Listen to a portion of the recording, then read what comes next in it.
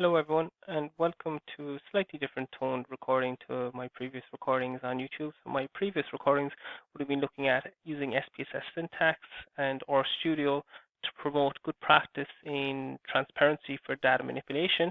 And this recording was potentially going to be a small bit more fun. Now, I'm not saying that SPSS and or Studio can't be any fun, but this recording here is just going to focus on a random generator of addition, subtraction, multiplication, and division tables.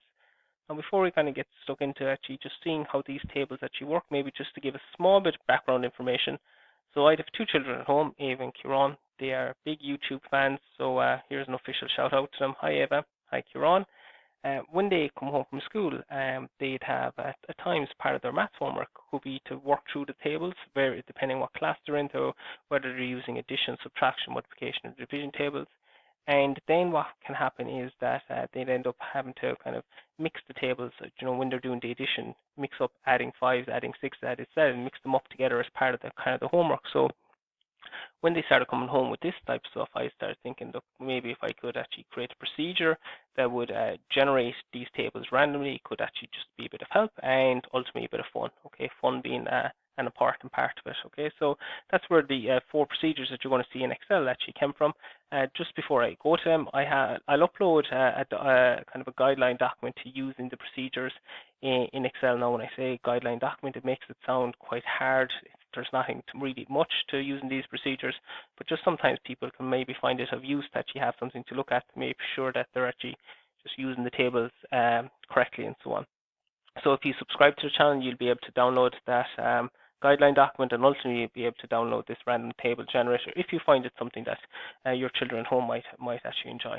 Okay, so I'm just going to quickly go into a few, I suppose, iterations of how to use each one of the tables. So the first one, so we're going to first look at the addition tables. How many tables would you like to generate? So we'll just say we're going to generate 15 tables. Okay, so we're going to look at 15 tables. What is the smallest number? So generally, when my children come home from school and they're looking to do homework on the tables, we're usually looking at numbers between 0 to 12. So they're generally seen as kind of our base, so 0 to 12. Now you can kind of expand that or make it refine it if you want, okay? But as a start, look, we're going to look at 0 to 12. Then it could be a case of, look, what they're doing the addition tables, okay? So what tables are they doing addition? So they might be just looking at adding fives, okay, the plus fives. So if they're just doing plus fives, then the smallest addition number that they're doing is plus 5, and the largest addition number that they're doing is also plus 5. Okay, so when they do that, then, so this is where you kind of get your plus 5 tables, and you're looking at numbers between 0 to 12. So 11 plus 5, so the answer obviously here is 16. 11 plus 5, we'll say the answer here is 15. It comes back with, well, the first one was correct, so it was well done. The second one was incorrect, so please try again. And you can go back and try again. Okay, so you can do all these. Okay, if you wanted to mix tables, as in mix your addition tables, so when you come back in here, we want to generate 15 tables. Smallest number we'll say is 0, the largest number is 12. So that 0 and 12 relates to is kind of the numbers that you have here at the start, your first column. Then just say your child is doing the 5s and 6s together and you want to mix it up. So we'll say 5, 6, and here's what we have. So we have them randomly outputted then. So then you can throw in your answers again. So we have 13, let's say it's 13 again, so 10, and so on like that. Okay? And that's how that works. Now I try to kind of, I suppose, catch places where somebody might actually input a wrong number, so have some warnings. So here, how many tables would you like generated? Say I want 0 tables. That will come back with an error.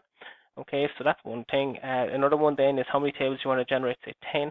What's the smallest number we want? Just say we say minus 6, and then we'll say 7, then we say 7, 8, it will come back with an error. Okay, so if you input a number that is incorrect, it might prompt you fix it or highlight it straight away, or you might have to click a couple more, but shouldn't generate any tables if there's a wrong number inputted. Now, hopefully I've caught most of the kind of the mistakes that people potentially might make. If I haven't, and if you encounter one when you're using this, by all means, reach out to me. I'll put up some contact information at the end of the recording. I'm more than happy to kind of address any issues that people might encounter and upload an updated version then if need be. Okay. So if we look at the subtraction table, so for the subtraction, I try to have this layout quite similar so that if your child is using it themselves, it's quite straightforward. There's obviously going to be a small bit of an introduction learning curve or something like that. I'd like hopefully that the learning curve is not steep to actually using it. And hopefully you see the repetition throughout. Okay, so how many tables? So we're saying going to have 15 tables.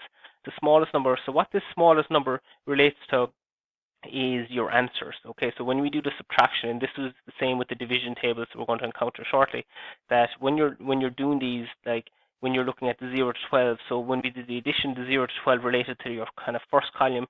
Here, if you're doing the 0 to 12, that relates to your actual answers. Your answers should be ranging between 0 to 12. Like that's how we do the subtraction and division tables over here in Ireland, anyway. So what numbers are we doing the subtraction of? So just say your child is doing the minus 3s. Okay, so you don't input minus 3, you just say 3, and they're sticking with 3. So then this is where they're doing the minus 3s, and their answers then will range between 0 to 12 because they were the smallest and largest numbers that we put in at the start. 11 minus 3 is 8. Should up here, 5 minus 3, we'll just say is 10, and so on like that. Okay. If you mix up the numbers, so just say here again, just maybe to illustrate how somebody might do something wrong here, we say 10. What's the smallest number you're going to look at? Say we're going to say the smallest number should be 12, and then the largest number will be 9, which is obviously in the wrong order. It will prompt you then. Okay, so there's hopefully, again, I've said this, hopefully I've tried to kind of, I suppose, catch most of any of the mistakes that somebody might make. Okay. Then it comes to the multiplication. So again, you're going to see the layout's quite similar here. How many tables? We'll say we want 5 tables.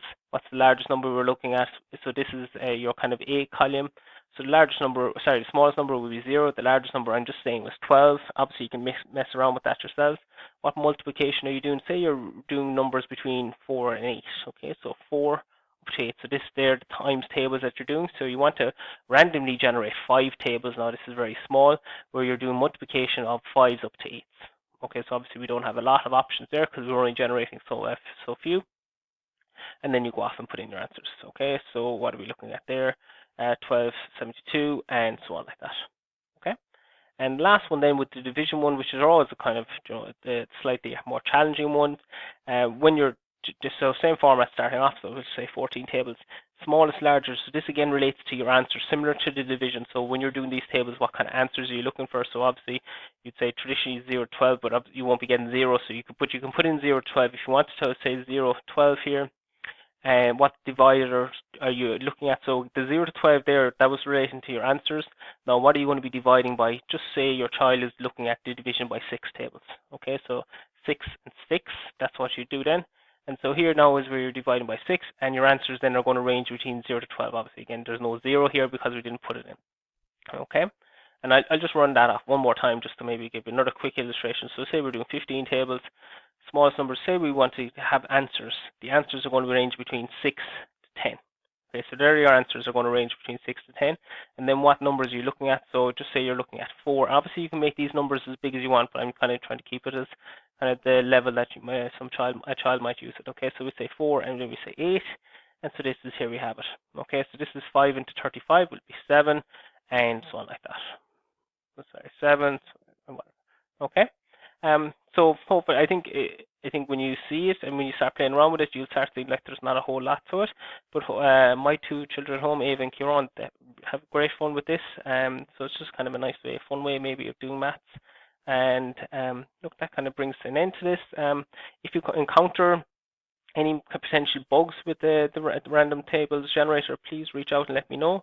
If you like it and you might want to use it for your own children, then just subscribe to this channel and you'll get access and you'll be able to download that along with the guideline document, and you'll see that there's other learning resources that I'll have up in the channel as well. Okay, but that's it for now. All the best.